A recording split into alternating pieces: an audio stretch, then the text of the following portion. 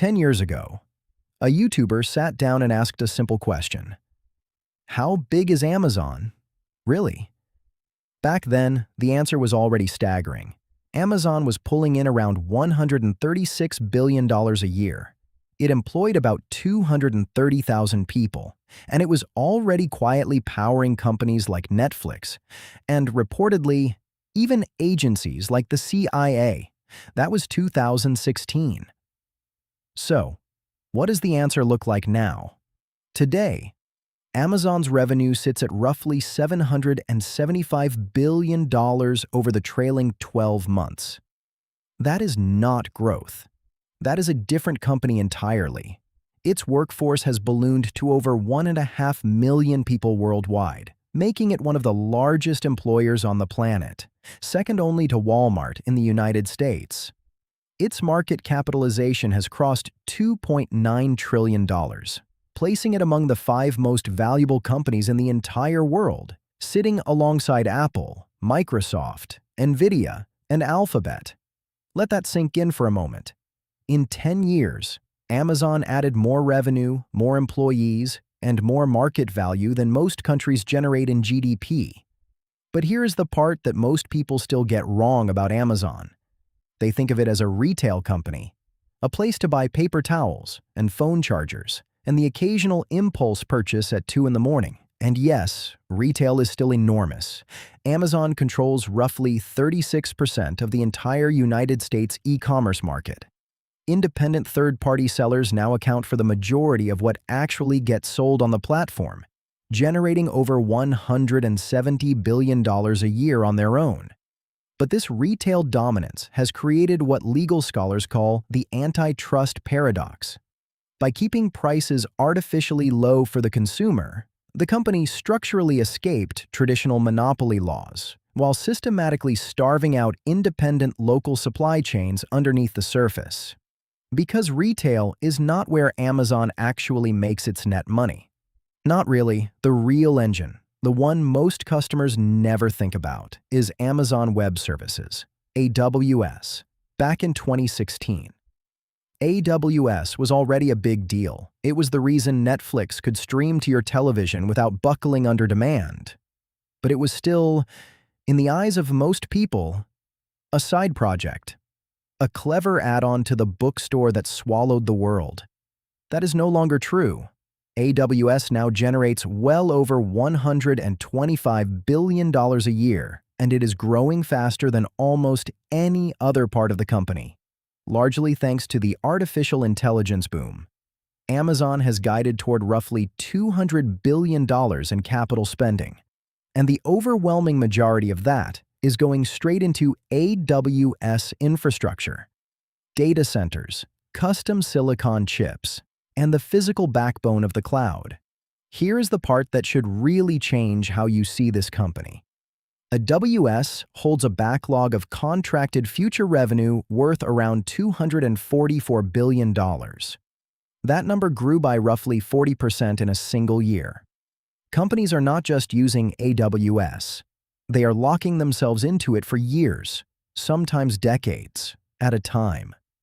This creates a brutal financial dynamic known as the infrastructure switch cost trap. Once a multi-billion-dollar enterprise moves its data architectures onto Amazon servers, migrating away becomes mathematically and operationally impossible. The software integration is so deep and the data transfer fees are so high that companies are forced to pay a permanent digital rent, quarter after quarter, indefinitely. And who exactly is on that client list? Netflix. Still. Every time you binge a show, somewhere in the background, Amazon servers are doing the heavy lifting, but also government agencies, financial institutions, and yes, intelligence organizations that rely on AWS for secure, classified cloud computing. Amazon built a version of its cloud specifically for US government use, one that meets the security requirements of agencies most companies will never even mention by name. Think about what that means. The same company that delivers your groceries also quietly runs critical infrastructure for national security. That is not a metaphor. That is literally how the global system works today. So, how does a company get here? It is worth remembering that Amazon started as an online bookstore in a garage in 1994. For years, it barely turned a profit, and critics openly mocked it as a company that would never make real money. Jeff Bezos' strategy was famously patient. Reinvest everything. Grow market share first, and worry about profit margins later. It took years for Wall Street to fully buy into that logic, and there were multiple points along the way where the entire company's future looked genuinely uncertain. That patience, or stubbornness, depending on who you ask, is what eventually built the flywheel. More customers attracted more sellers. More sellers meant more selection. More selection attracted more customers.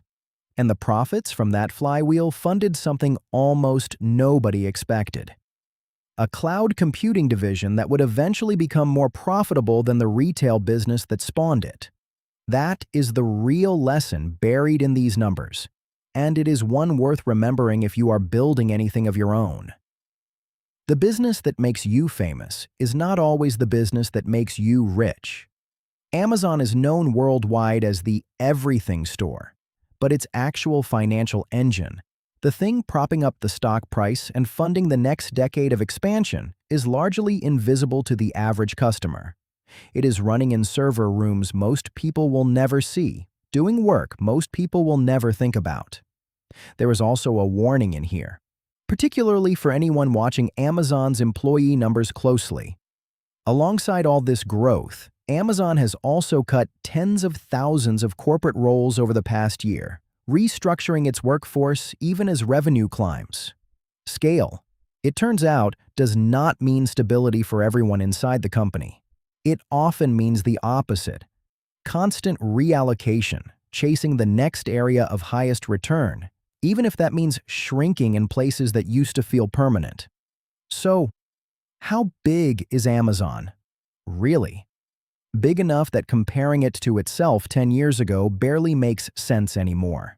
Big enough that it competes with entire national economies in terms of raw revenue.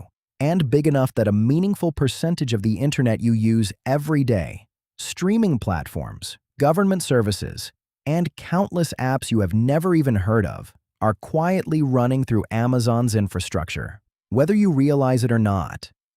The next time somebody tells you Amazon is just a shopping website, you will know exactly how far that description falls short of the truth. If you want deep, data-driven insights into how business, value investing, and macroeconomics actually operate, subscribe to this channel right now. Turn on notifications, and share this analysis with someone who wants to understand the real systems behind wealth creation. I will see you in the next breakdown.